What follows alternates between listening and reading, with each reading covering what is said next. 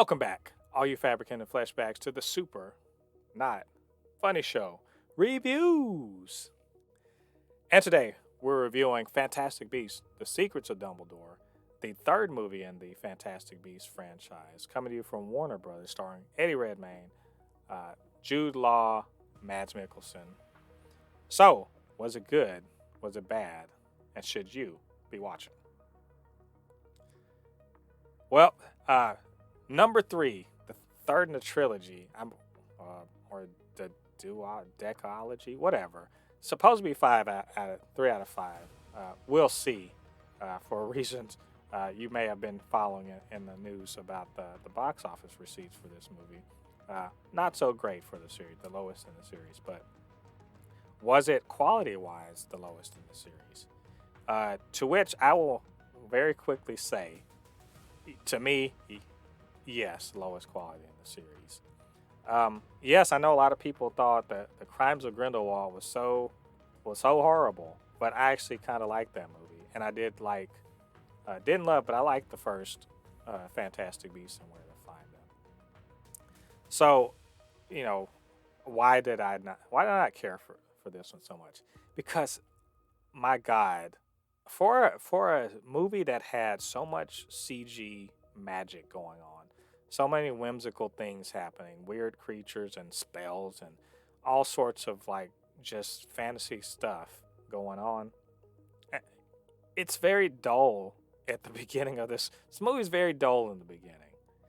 It felt in some ways like the dragging of feet, but really they were doing things. They were going around, Newt Scamander's running around in a jungle and getting shot at, and they're trying to recruit, Ocean's 11 style, recruit teams for the heist or whatever you want to call it, the caper. And it should be a lot more fun and interesting than it actually is.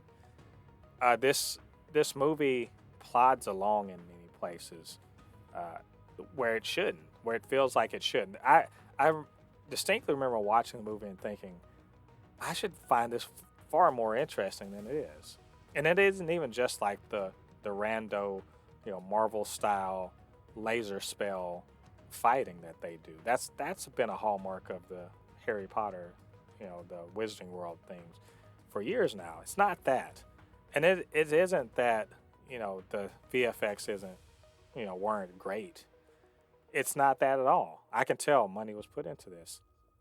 It's simply that if you're going to make, a James Bondish, Mission Impossible or Ocean's 11 style caper film, then do that and make the capers interesting.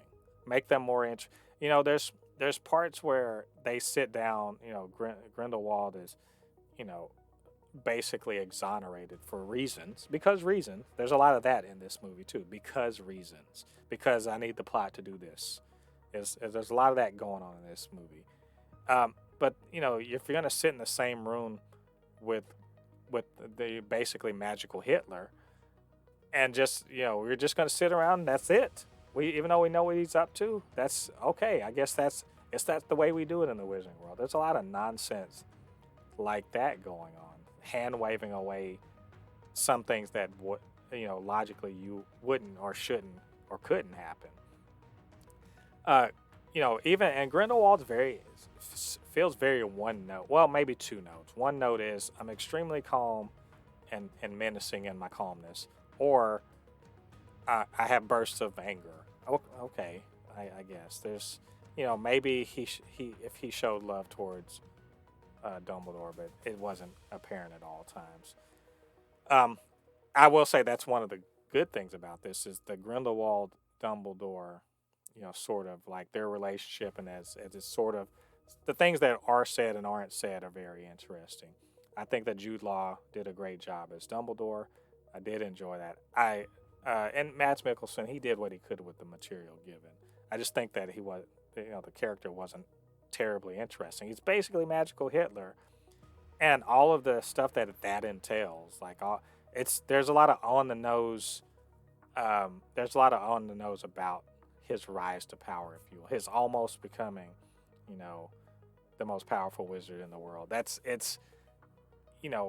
Oh my gosh, Hitler did that. Let's make a wizard version of that. This it seems very very trite. I guess is the word to say.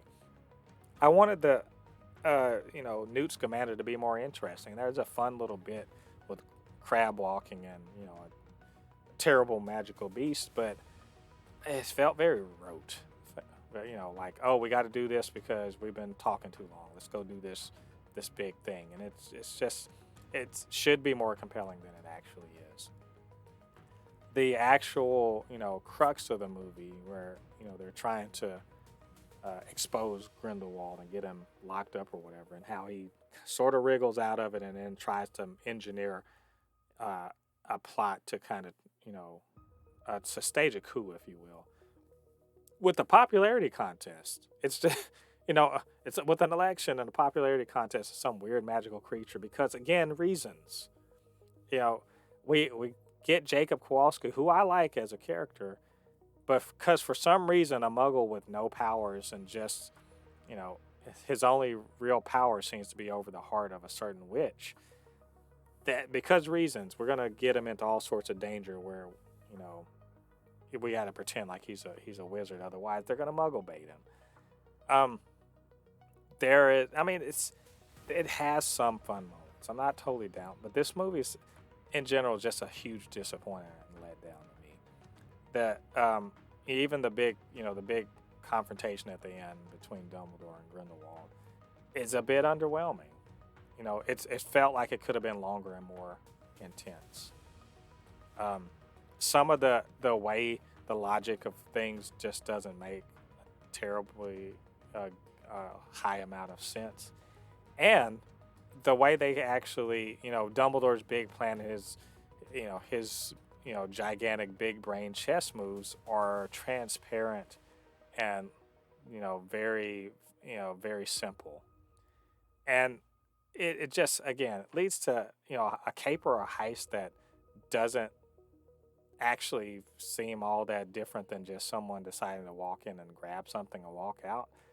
That just doesn't work for me. So I was highly disappointed by this movie. Very bored in many places. I just wanted more out of this, and I'm convinced now. This movie has convinced me. J.K. Rowling has lost her touch with this the Wizarding world. She doesn't. It started with the Cursed Child and on into this. She doesn't have the same touch as she had before. And I honestly don't know if I'm going to be rushing out to see the next one whenever they make another.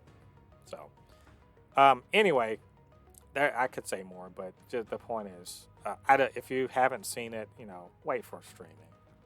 You'll be better off, I think. So, anyway, what do you guys think about this movie? And what do you think about my comments about it? Why don't you get down to the comment section and let me know what you're thinking. Of course, you can always hit me up, supernotfunnyshow@gmail.com or at supernotfunnys1 on Twitter, and we'll chop it up. All right, all you Fabricans and Fleshbags, thanks for joining me on this review. Come back again. We have more things to review in the future. Until then, I've been Mo Pay, your resident fabricant and comment extraordinaire on all things pop culture. And I'll see you guys on the other side of the thread. Peace.